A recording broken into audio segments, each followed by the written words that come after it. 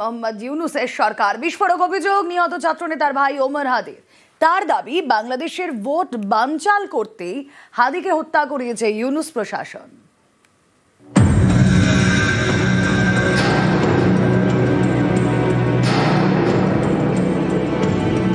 আপনারাই ওসমান হাদিকে হত্যা করিয়েছেন, আবার আপনারাই এটাকে ইস্যু করে নির্বাচন বানচাল করার চেষ্টা করতেছেন। ওসমান হাদির বিচার যদি না হয় আপনারাও একদিনে বাংলাদেশ থেকে পালাতে বাধ্য হবেন। শরীফ ওসমান হাদি বাংলাদেশের জনপ্রিয় ছাত্রনেতা। আসন্ন সাধারণ নির্বাচনে তার ঢাকা থেকে প্রার্থী হওয়ার কথা ছিল। এহেন ওসমানী ঢাকার রাজপথে গুলিবিদ্ধ হন 12ই ডিসেম্বর। পরে সিঙ্গাপুরের হাসপাতালে তার মৃত্যু হয়। এই খবর বাংলাদেশে পৌঁছতেই ক্ষোভের আগুন জ্বলে ওঠে, যে আগুনে পুড়তে হয় বাংলাদেশের সবথেকে জনপ্রিয় দুই সংবাদপত্র প্রথম আলো এবং ডেইলি স্টারকে। ওসমান হাদির হত্যার জন্য এবার সেদেশের অন্তর্বর্তীকালীন সরকারের প্রধান উপদেষ্টা মোহাম্মদ ইউনূসের দিকে আঙুল তুললেন ওসমান হাদির ভাই ওমর।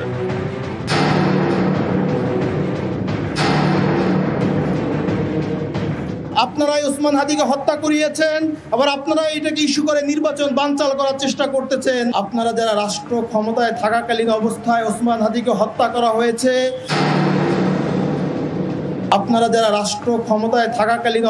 ওসমান হাদিকে হত্যা করা হয়েছে, এই হত্যার দায় আপনারা এড়াতে পারবেন না।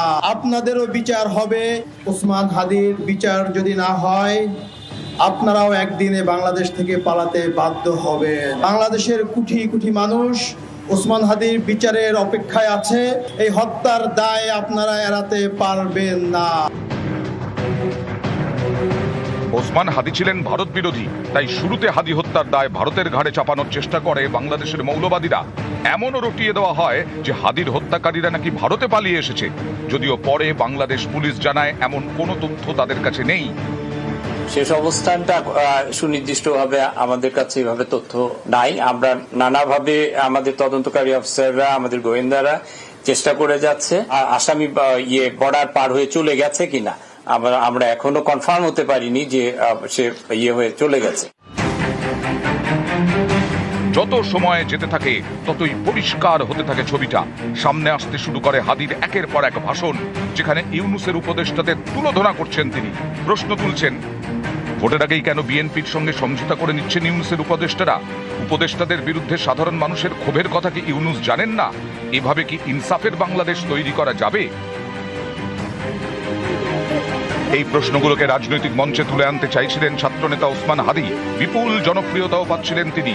অনেকের মতে ভোটে জিতলে দেশের শীর্ষ কোনো প্রশাসনিক পদে বসা নিশ্চিত ছিল তার। কিন্তু ভোটের আগেই হত্যা করা হলো হাদিকে। শুধু হাদি নন, সম্প্রতি গুলি করা হয়েছে আরেক ছাত্রনেতাকে।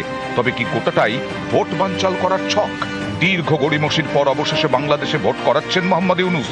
12ই ফেব্রুয়ারি সাধারণ নির্বাচন। ভোটের পর নতুন সরকার এলে দেশের শীর্ষ প্রশাসনিক পদ থেকে সরতে হবে ইউনূসকে। খুব বেশি হলে রাষ্ট্রপতির পদ পেতে পারেন তিনি।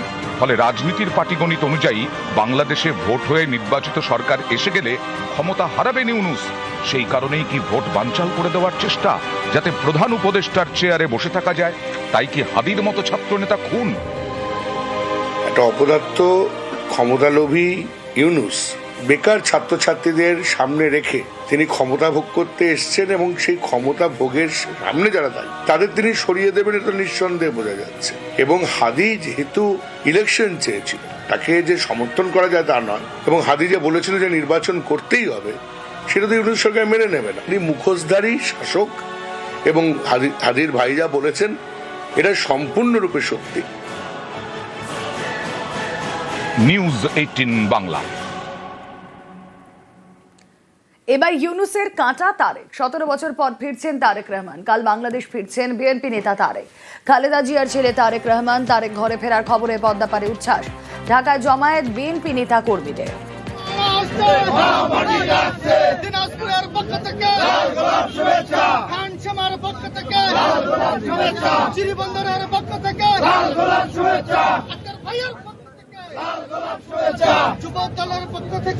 আর এই নিয়ে আমরা কথা বলেছিলাম আন্তর্জাতিক সম্পর্ক বিশেষজ্ঞ ইমন কল্যাণ লাহিড়ীর সঙ্গে। কি বলেছেন তিনি শুনবো। বিএনপি তো ভারতের সঙ্গে তার সরকার চালিয়েছে, সম্পর্ক ছিল। আওয়ামী লীগ যেমন আমাদের সঙ্গে সম্পর্ক ছিল, ঠিক তেমনি বিএনপি যখন এসেছিল ভারত কি তার বিরোধিতা করেছিল? বিএনপি তো দীর্ঘদিন ভারতবর্ষের সঙ্গে তারা সম্পর্কে ছিল এবং বায়োলেটারাল এগ্রিমেন্ট ছিল, তখন তো অন্য কোনো সমস্যা সাময়িকভাবে দেখা দিলেও সেখানে তো তেমন কোনো সমস্যা হয়নি যে দুই দেশের সম্পর্ক তলানিতে এসে ঠেকেছে। তারেক রহমান যখন আসছেন, এটা তো বড় থ্রেট, কারণ বিএনপি জিতে যাবে এই মুহূর্তে ইলেকশন হলে। যদি আওয়ামী লীগের বহু সমর্থক সেখানে আছে, তাদের তো জোর করে মুখ খুলতে দেওয়া হচ্ছে না, কিন্তু একই সঙ্গে বিএনপি যদি আসে, বিএনপি জিতবে। সেটা তো এই যে প্রধান ওখানে বসে আছে ইউনূস, তিনি তো চাইবেন না, তিনি চাইবেন কোনোভাবে ক্ষমতা দখল করে থাকা।